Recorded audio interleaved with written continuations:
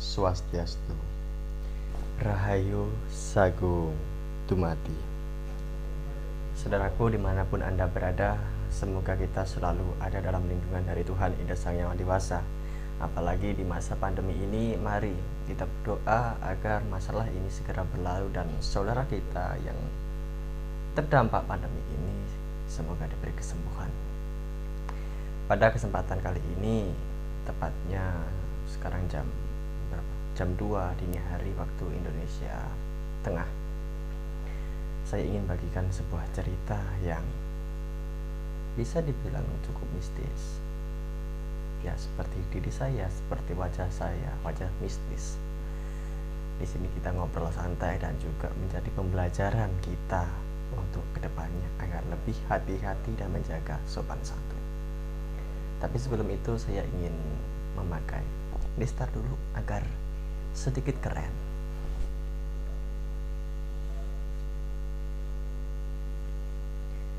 Gimana? Sudah keren? Putar intronya.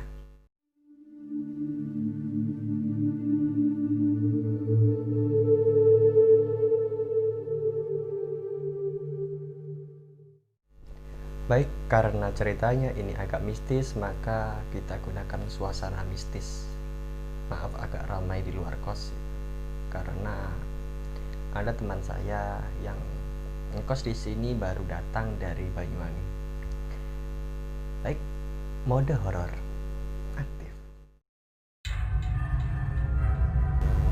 Cerita ini bermula pada awal tahun 2021. Anak dari pemilik kos ini, sebut saja namanya Adel. Ketika itu si Adel sedang pergi ke rumah temannya untuk menghadiri pernikahan dari temannya itu. Tetapi ternyata setelah pulang dari tempat pernikahan itu, si Adel tersesat dan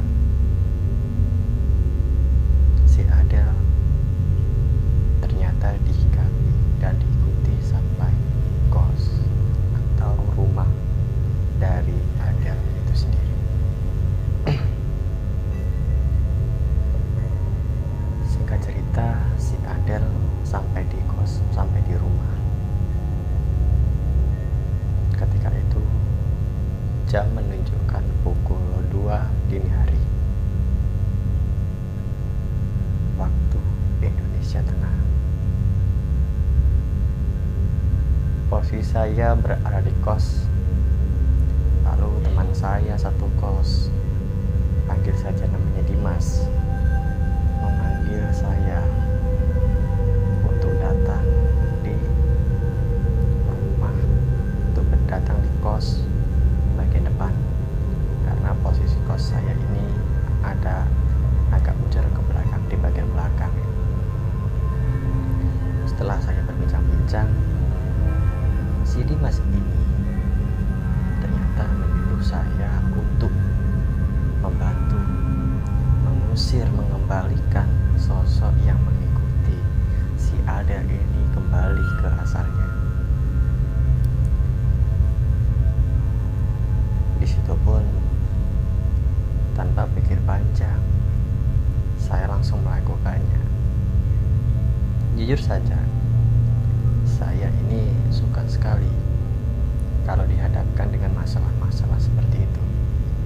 Ada sensasi tersendiri. Saya tidak pernah bermasalah dengan makhluk-makhluk seperti itu, dan saya juga sering rusuh dengan makhluk-makhluk seperti itu. Maksudnya adalah ketika saya crash dengan makhluk-makhluk seperti itu, semua akan mudah terselesaikan. Baik, lanjut ceritanya.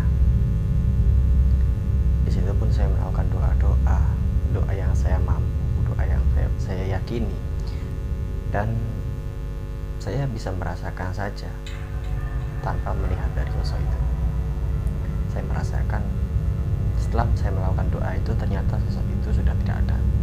Dia pergi ke tempatnya. Nah, singkat cerita, jam terus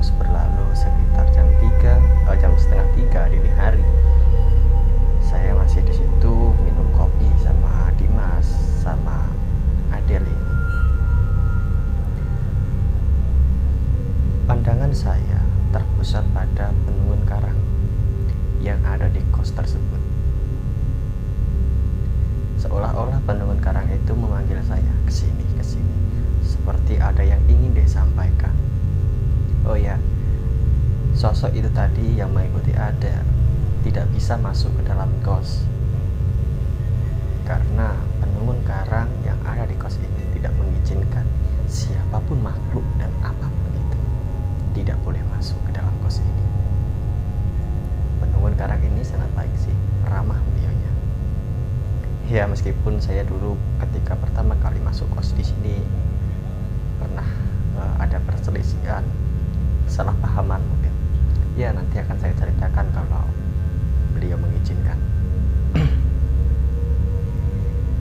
Setelah beliau memanggil saya datang di depan penunggun karang itu. Saya melakukan meditasi dan di situ saya ditunjukkan satu sosok yang sangat menakutkan. Sosok ini sering kita lihat di film-film yang ada di televisi Indonesia, ya, Mbak Kunti dengan pakaian khasnya berbaju putih, lalu rambutnya ini kayak belah ke samping gini, ya, cewek biasa belah ke samping, agak kusam kumal rambutnya dan agak menutupi mukanya meskipun masih jelas mukanya. Kalian tahu mukanya seperti apa? Muka yang sangat menyeramkan, darah, luka, seolah-olah ingin muntah melihatnya. Selain itu, saya ditunjukkan oleh sosok itu, saya juga ditunjukkan bahwa di situ ada pohon besar, pohon yang gede banget. Apa maksudnya? Entahlah. Nah, setelah saya melakukan meditasi itu, saya ditunjukkan itu, saya cerita kepada Dimas, saya cerita kepada Adele. Lalu berbincang-bincang, saya tanya kepada si Adele ini, sewaktu tersesat tadi, apakah Adele melewati pohon besar? Apa jawaban Adele?